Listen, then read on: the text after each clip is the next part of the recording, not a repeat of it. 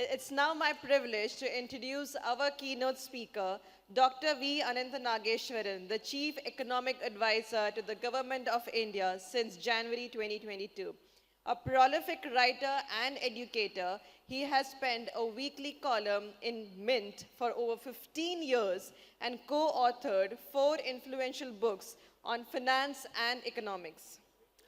His extensive corporate experience includes key roles at Union Bank of Switzerland, Credit Suisse, alongside contributions to the Economic Advisory Council to the Prime Minister of India, which means when he speaks, even the PM listens.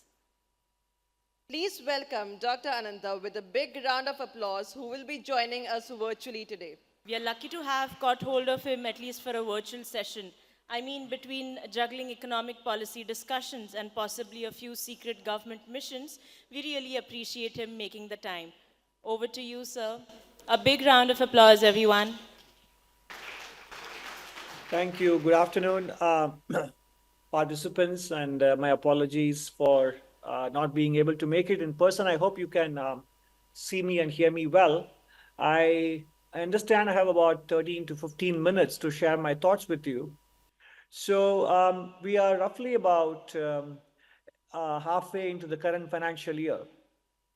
And what we face right now at the economy is actually uh, a pretty decent mix of good news, fairly outweighing the challenges that we face. After a very diffident and weak start, the monsoon has actually come back very strongly. In fact, some of us may think it has come back a little too strongly in the course of August and September.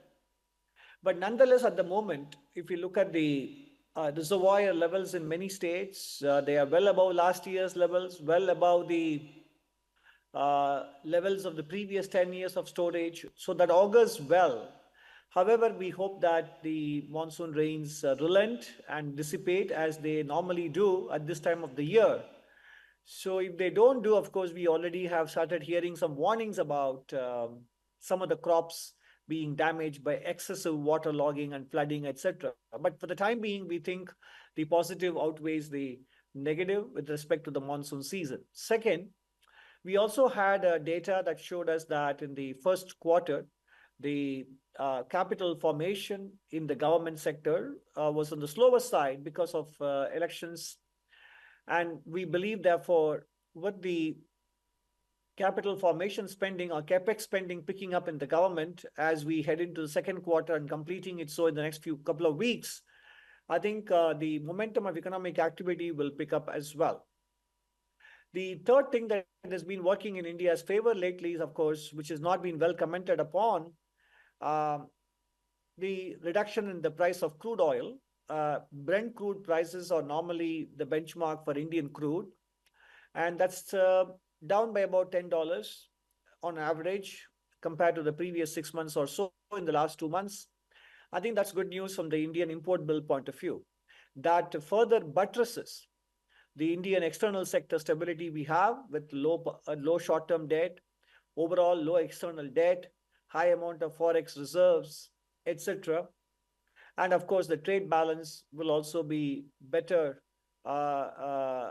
than previous year on the back of lower commodity prices. So overall, I think we are on track to grow at a rate of 6.5% to 7%. I know that the central bank in India has a projection of a 7.2%. Standard & Poor thinks so. Recently, the World Bank also updated the growth forecast for India to 7%. Some of you may recall that in the month of May, Standard & Poor upgraded the Indian credit rating outlook to a positive outlook from stable, arguing that if India were able to achieve a sustained 7% gross fiscal deficit at the general government level, 7% or lower, then an upgrade would be quite likely. I think right now we have already come down below 8% in terms of the combined fiscal deficit of the union and state governments. And we are on track at the union government level to achieve a fiscal deficit of 4.5% or lower in the next financial year. And I think the target of 4.9% for the current financial year looks realistic on the back of the public sector dividends, central bank dividends, on the back of good buoyancy in tax collection and very conservative assumptions with respect to nominal GDP growth and revenue buoyancy assumptions as well. So I think we, as an economy that is now growing at about 11% in nominal terms, 6.5 to 7 in real terms, and with fiscal consolidation, strong external sector, we are in good shape. And that is largely in part due to two or three developments. One is, of course, the fact that we have fixed the balance sheets in the corporate sector and in the banking sector, which were problems in the second decade, which held us back in terms of growth rates. We had setbacks in the non-banking financial sector as well. That is now behind us. If you look at the bank profit margins, ROA, net interest margins, credit growth, outside of food, outside of the personal sector, credit growth is good. And then the second thing that has also served us very well, and that's not very well appreciated, is that the Indian macro policies, both monetary and fiscal, in the COVID era and in the post-COVID era have been one of prudence and conservatism. Without that, today you will not be having India's 10-year borrowing cost at the sovereign below 7%. And I think the counterfactual is not well appreciated. Had India followed the path pursued by developed countries in terms of fiscal and monetary stimulus, we would be now contending with much higher inflation rates, persistent, sticky, and high, and also a much higher bond yield, which would have raised the cost of borrowing for everybody in the economy since the sovereign sets the benchmark. So in other words, India's macroeconomic stability has been hard won. And therefore, going forward, it's very important to consolidate and preserve that. And right now, there are some challenges to it. India's financial market valuations are elevated, and globally as well. And the last 2 weeks to 1 month, the US markets have also been focused quite a bit on the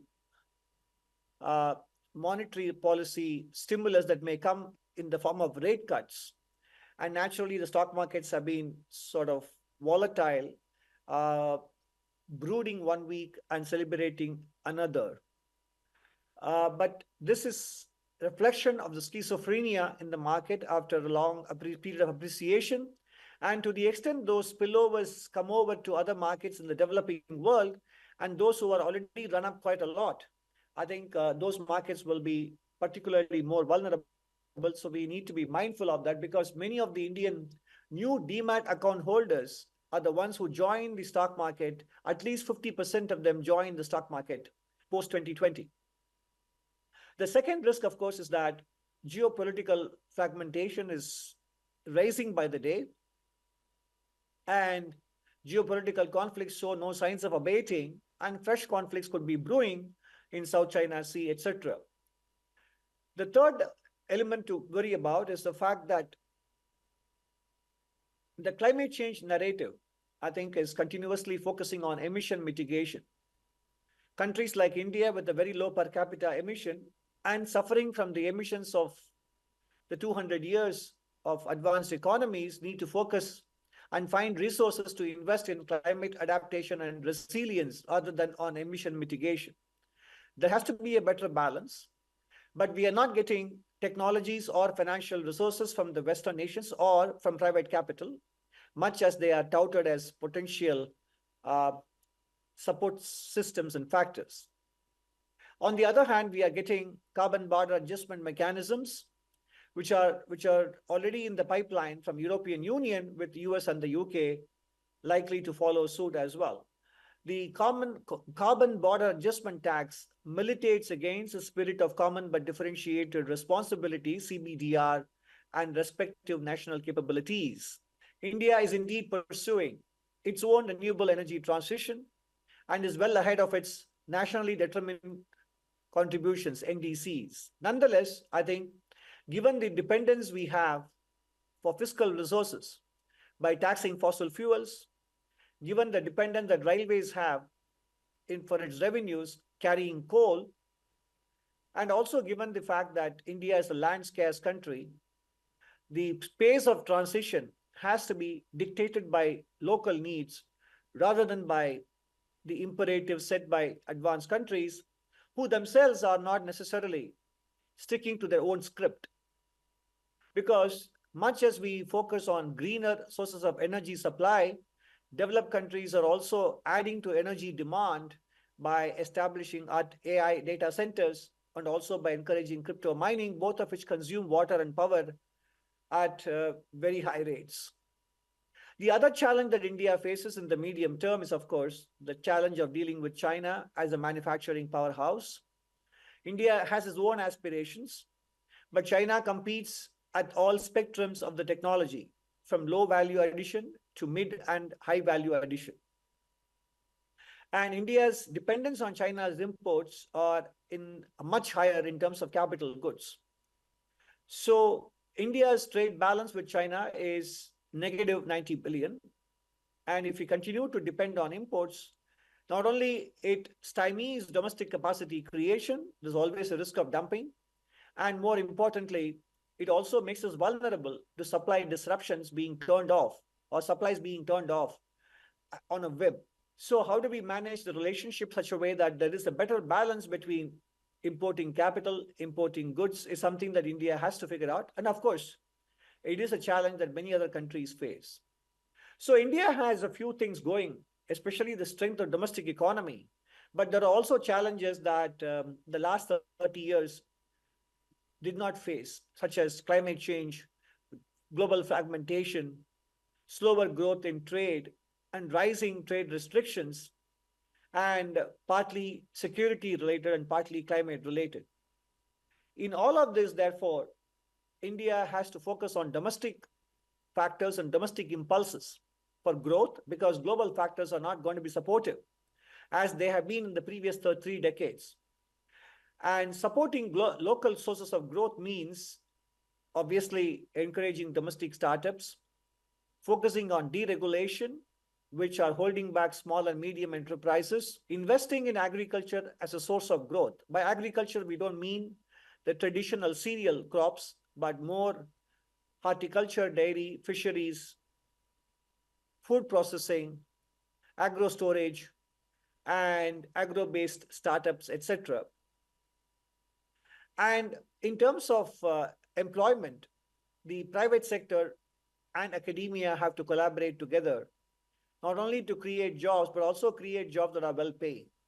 Because post-COVID, what has happened in India is that the private sector, which entered into flexible working arrangements because of necessity, have found it convenient to continue with them, to the point where I think India creates jobs, but not enough labor income. Some of the data we are looking at suggests that India's labor market has faced creeping informalization in the formal sector, even as corporate profits have soared. And if this continues, this could actually turn out to be a source of weak demand growth in the economy, hurting the corporate sector itself in the process. So corporate sector has to be, therefore, looking at optimizing its profits over a much longer horizon than in the short horizon.